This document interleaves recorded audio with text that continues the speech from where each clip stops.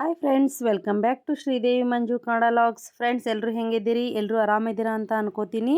Friends, ಇವತ್ತು ನಾನು ಬೆಳಗ್ಗೆ ದೇವರ ಪೂಜೆ ಮಾಡೋದ ಮುಖಾಂತರನ ಲಾಗ್ ಸ್ಟಾರ್ಟ್ ಮಾಡಾಕತ್ತೀನಿ. ಬೆಳಗ್ಗೆ ಬೇಗ ಎದ್ದು ಜಳಕದು ಮಾಡಿ ದೇವರ ಪೂಜೆ ಅದು ಮಾಡಿ ಸಾತ್ವಿಕ ಸಮನ್ವಿಗಂತೂ ಸ್ಕೂಲಿಗೆ ಕಳಿಸಿದ್ದೀನಿ ರೀ. ಆಮೇಲೆ ನಾನು ಮಧ್ಯಾಹ್ನ ಸ್ವಲ್ಪ ಹರಿವೆ ಬಾಜಿ ಪಲ್ಯ ಮಾಡಿ ಆಮೇಲೆ ರೊಟ್ಟಿ ಮಾಡಿದ್ರೆ ಆತಂತ ಅನ್ಕೋತೀನಿ. ಹರಿವೆ ಬಾಜಿ ಪಲ್ಯ ಮಾಡತ್ತೇನೆ ನೋಡ್ರಿ. ನಾವು ಅಷ್ಟು ಸಿಂಪಲ್ಲಾಗಿ ಮಾಡ್ತೀವಿ ರೀ. ಎಣ್ಣೆ ಹಾಕಿಟ್ಟೀನಿ. ಎಣ್ಣೆ ಕಾದ ನಂತರ ಸ್ವಲ್ಪ ಬೆಳ್ಳುಳ್ಳಿ, ಉಳ್ಳಾಗಡ್ಡಿ, ಆಮೇಲೆ ಹಸಿಮೆಣ್ಸಿನ್ಕಾಯಿ, ಸ್ವಲ್ಪ ಅರಿಶಿನ ಹಾಕಿ ಅದನ್ನು ಚೆನ್ನಾಗಿ ಎಲ್ಲ ಫ್ರೈ ಮಾಡ್ಕೊಳಕತ್ತೇನೆ ನೋಡ್ರಿ. ಈ ರೀತಿ ಫ್ರೈ ಮಾಡ್ಕೊಂಡ ಆಮೇಲೆ ನಾವು ತೊಳೆದಿಟ್ಕೊಂಡಂಥ ಹರಿವೆ ಬಾಜಿ ಪಲ್ಯವನ್ನು ಹಾಕಿ ಒಂದೇ ಸ್ವಲ್ಪ ಇತ್ತು ಹೀಗಾಗಿ ಮಧ್ಯಾಹ್ನ ಊಟಕ್ಕೆ ಆಗ್ತೈತೆ ಅಂತ ಹೇಳಿ ಮಾಡಾಕತ್ತೇನೆ ನೋಡ್ರಿ.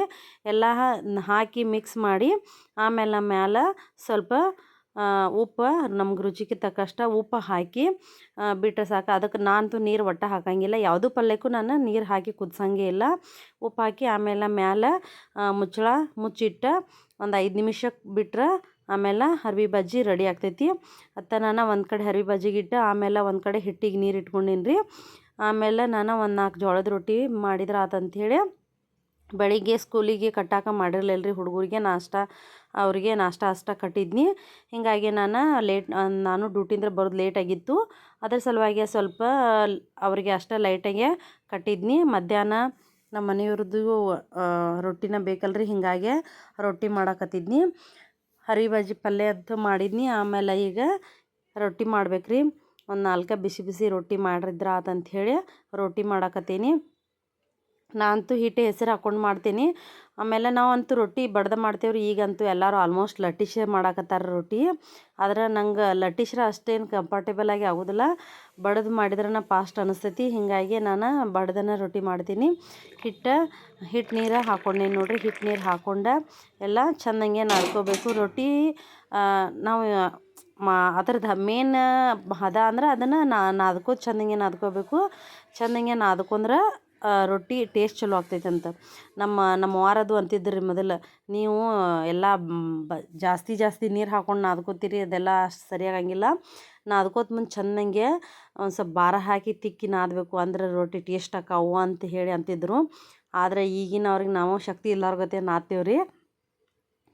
ರೊಟ್ಟಿ ನಾದಿ ಎಲ್ಲ ಇದನ್ನು ಮಾಡ್ಕೊಂಡು ಪಟ ಒಂದೇ ಸ್ವಲ್ಪ ರೊಟ್ಟಿ ಮಾಡ್ತೇನೆ ನೋಡ್ರಿ. ಈಗ ರೊಟ್ಟಿ ನಾನಂತೂ ಬಡ್ದ ಮಾಡ್ತೀನಿ.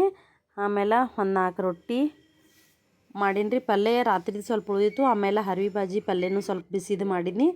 ರೊಟ್ಟಿ ಪಲ್ಯ ಊಟ ಮಾಡಿದ್ರು. ಆಮೇಲೆ ಅಟುಡ್ದ ಸಾಯಂಕಾಲ ನಾವು ಅಲ್ಲಿ ಮೊದಲು ಬಾಡಿಗೆ ಇದ್ದು ರೀ. ಅವ್ರು ನಮ್ಮ ಫ್ರೆಂಡ್ ಬಂದಿದ್ರು ರೀ.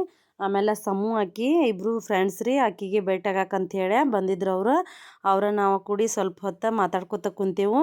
ಆಮೇಲೆ ಆಕಿ ದೀಪಾವಳಿ ದಿನ ರಂಗೋಲಿ ಇದನ್ನ ಹಾಕಿ ನೋಡಕ್ಕೆ ಅಂಥೇಳಿ ತೋರ್ಸಾಕತ್ತಿದ್ಲು. ರಂಗೋಲಿ ಅಂತೂ ಮಸ್ತ್ ಹಾಕ್ತಾರೆ ರೀ ಇವ್ರು ಎಲ್ಲರೂ. ಆಲ್ಮೋಸ್ಟ್ ಎಲ್ಲರೂ ರಂಗೋಲಿ ಚಂದ ಹಾಕ್ತಾರೆ ರೀ. ಆಕಿ ಸಮನ್ವಿ ಬರ್ತಕ್ಕ ಅಂತ ವೇಟ್ ಮಾಡತ್ತಿಳು. ನಾನು ಆಕಿ ಸಾನು ಸೇರಿ ಸಮನ್ವಿನ ಸಾತ್ವಿಕನ ಕರ್ಯಾಕೆ ಹೋಗಿದ್ದು. ಆಕಿ ಸಮನ್ವಿ ಬರೋತಕ್ಕ ವೇಟ್ ಮಾಡತ್ತಿಳು. ಸಮನ್ವಿಗೆ ಭೇಟಿಯಾಗಿ ಹೋದ್ರಾತಂತೇಳಿ ವೇಟ್ ಮಾಡತ್ತಿಳು. ಇಬ್ಬರು ಅಂತೂ ಫುಲ್ ಫ್ರೆಂಡ್ಸ್ ನೋಡ್ರಿ. ಆಮೇಲೆ ಸಾಯಂಕಾಲ ನಾನು ರಾತ್ರಿ ಊಟಕ್ಕೆ ಅನ್ನ ಸಾಂಬಾರು ಮಾಡ್ಬೇಕಂಥೇಳಿ ಸಾಂಬಾರಿಗೆ ರೆಡಿ ಮಾಡ್ಕೊಳಕತ್ತಿದ್ನಿ. ಹಂಗೆ ಎಲ್ಲರೂ ಮಾತಾಡ್ಕೊತ ಕೂತಿದ್ದು ನಾವು. ಹೀಗಾಗಿ ನಾನು ಸಾಂಬಾರು ಯಾವ ರೀತಿಯಾಗಿ ಮಾಡ್ತೇನಂತ ನಿಮ್ಮ ಜೊತೆನೂ ಶೇರ್ ಮಾಡ್ಕೋತೇನೆ ನೋಡ್ರಿ. ಎಲ್ಲರೂ ಹಂಗೆ ಮಾತಾಡ್ಕೊತ ಕೂತಿದ್ದು ನೋಡ್ರಿ. ಹಂಗೆ ಮಾತಾಡ್ಕೊತ ನಾನು ಎಲ್ಲ ಹೆಂಚ್ಕೊಂಡು ತರಕಾರಿಗಳೆಲ್ಲ ಹೆಂಚ್ಕೊಂಡ್ರೆ ಆತಂಥೇಳಿ ಹೆಂಚ್ಕೋತ ಅವ್ರ ಜೊತೆ ಮಾತಾಡ್ಕೊತ ಕೂತೀನಿ. ನೀವು ಯಾವ ರೀತಿ ಬೇಳೆ ಸಾಂಬಾರು ಮಾಡ್ತೀರಿ ನೋಡ್ರಿ. ನಾ ಯಾವ ರೀತಿ ಮಾಡ್ತೇನೆ ನಿಮ್ಮ ಜೊತೆ ಶೇರ್ ಮಾಡ್ಕೋತೀನಿ. ಬೇಳೆಯನ್ನು ತೊಳೆದಿಟ್ಕೊಂಡೇನಿ. ನನ್ನ ಕಡೆ ವೆಜಿಟೇಬಲ್ಸ್ ಏನೇನು ಅವೈಲೇಬಲ್ ಐತಲ್ಲ, ಸೌತೆಕಾಯಿ, ಆಮೇಲೆ ಟೊಮೆಟೊ, ಗಜ್ರಿ ಇದ್ರೆ ಗಜ್ರಿನೂ ಹಾಕೇನು. ಆಮೇಲೆ ಉಳ್ಳಾಗಡ್ಡಿ 1 ಅಥವಾ 2 ಉಳ್ಳಾಗಡ್ಡಿ, ಟೊಮೆಟೊ, ಆಮೇಲೆ ಮೂಲಂಗಿ, ಸೌತೆಕಾಯಿ ಎಲ್ಲ ಸೇರಿ, ಬೀನ್ಸ್ ಇದ್ರೆ ಬೀನ್ಸೂ ಹಾಕೋಬೋದು ರೀ. ಎಲ್ಲ ಸೇರಿ ಒಂದು ಸ್ವಲ್ಪ ಅರಿಶಿನ ಎಲ್ಲ ಅದ್ರೊಳಗೆ ಹಾಕಿಬಿಡ್ತೇನೆ ರೀ. ಎಲ್ಲ ಅರಿಶಿನ ಅದು ಹಾಕಿ ಉಪ್ಪು ಹಾಕಬಾರ್ದು ರೀ, ಅಂದ್ರೆ ಸರಿಯಾಗಿ ಕುದಿಯಂಗಿಲ್ಲ. ಎಲ್ಲ ಹಾಕಿ ಒಂದು 3-4 ಸೀಟಿ ಹೊಡಿಸ್ರೆ ಎಲ್ಲ ಚೆನ್ನಾಗಿ ಕುದೀತೈತೆ ನೋಡ್ರಿ. ಆ ರೀತಿಯಾಗಿ ಆಮೇಲೆ ಸ್ವಲ್ಪ ಅದಕ್ಕೆ ಏನಿಲ್ಲ ರೀ, ಲಾಸ್ಟಿಗೆ ಕುದಿಸಿ ಆದ ನಂತರ ಎಲ್ಲ ರೆಡಿನೇ ಆಗಿರ್ತೈತಿ. ಅದಕ್ಕೆ ಸ್ವಲ್ಪ ಎಣ್ಣೆ ಕಾಯಕ್ಕಿಟ್ಟು ಸಾಸ್ಮಿ, ಆಮೇಲೆ ಜೀರಿಗೆ, ಆಮೇಲೆ ಕರಿಬೇವು ಅಷ್ಟು ಕರಿಬೇವು, ಸ್ವಲ್ಪ ಅರಿಶಿನ ಹಾಕಬೇಕು. ಆಮೇಲೆ ಸ್ವಲ್ಪ ಖಾರದ ಪುಡಿ ಹಾಕಬೇಕು. ಇಷ್ಟು ಹಾಕಿದ್ರೆ ಸಾಕು, ಸಾಂಬಾರು ರೆಡಿನ ನೋಡಿರಿ. ಇಷ್ಟು ಹಾಕಿ ಒಗ್ಗರಣೆ ಹಾಕಿ ಆಮೇಲೆ ನಾವು ಕುದಿಸಿ ಏನು ಇಟ್ಕೊಂಡೇವಲ್ಲ ಅದನ್ನೆಲ್ಲ ಸೇರಿಸಿದ್ರೆ ಮುಗೀತು ನೋಡಿರಿ, ಸಾಂಬಾರು ರೆಡಿ ಆಯ್ತು. ಲಾಸ್ಟಿಗೆ ನಮ್ಗೆ ರುಚಿಗೆ ತಕ್ಕಷ್ಟು ಸ್ವಲ್ಪ ಉಪ್ಪು ಹಾಕಬೇಕು. ಅದನ್ನೆಲ್ಲ ನಾವು ಏನು ಕುದಿಸಿಟ್ಕೊಂಡಿದ್ವಲ್ರಿ ಅದನ್ನೆಲ್ಲ ಹಾಕಿರಿ. ಇದೇ ಟೇಸ್ಟ್ ಮಸ್ತ್ ಬರ್ತೈತೆ ನೋಡಿರಿ. ಹುಡುಗರು ಅದು ತರಕಾರಿ ಜಾಸ್ತಿ ತಿನ್ನಂಗಿಲ್ಲ, ಈ ರೀತಿ ಮಾಡಿಕೊಟ್ರೆ ಹುಡುಗರು ಒಂಥರ ಇಷ್ಟಪಟ್ಟು ತಿಂತಾರೆ ರೀ. ಉಳ್ಳಾಗಡ್ಡಿನೂ ಎಲ್ಲ ಅದ್ರಾಗ ಹಾಕಿರ್ತೈತಲ್ಲ, ಇದೊಂಥರ ನಂಗಂತೂ ಟೇಸ್ಟ್ ಚಲೋ ಅನ್ನಿಸ್ತೈತಿ. ಮೊದಲು ನಾನು ಈ ರೀತಿಯಾಗಿ ಮಾಡ್ತಿರ್ಕಿಲ್ಲ, ನಮ್ಮ ಅಕ್ಕ ಬಂದಿದ್ರು ಊರಿಂತ್ರ, ಅವ್ರ ನನಗೆ ಈ ರೀತಿಯಾಗಿ ಮಾಡು ಟೇಸ್ಟ್ ಚಲೋ ಆಗ್ತೈತಿ, ಆಮೇಲೆ ನಿನಗೂ ಸಾಂಬಾರು ಫಾಸ್ಟ್ ಆಗ್ತೈತಿ, ಜಲ್ದಿ ಮಾಡ್ಬೋದು, ಏನಿಲ್ಲ ಎಲ್ಲ ಕುಕ್ಕರ್ನಾಗ ಕುದಿಸಿ ಒಗ್ಗರಣೆ ಹಾಕಿದ್ರೆ ಮುಗೀತು, ಫಾಸ್ಟ್ ಆಕೈತೆ ಅಂತ ಹೇಳ್ಕೊಟ್ಟಿದ್ರು.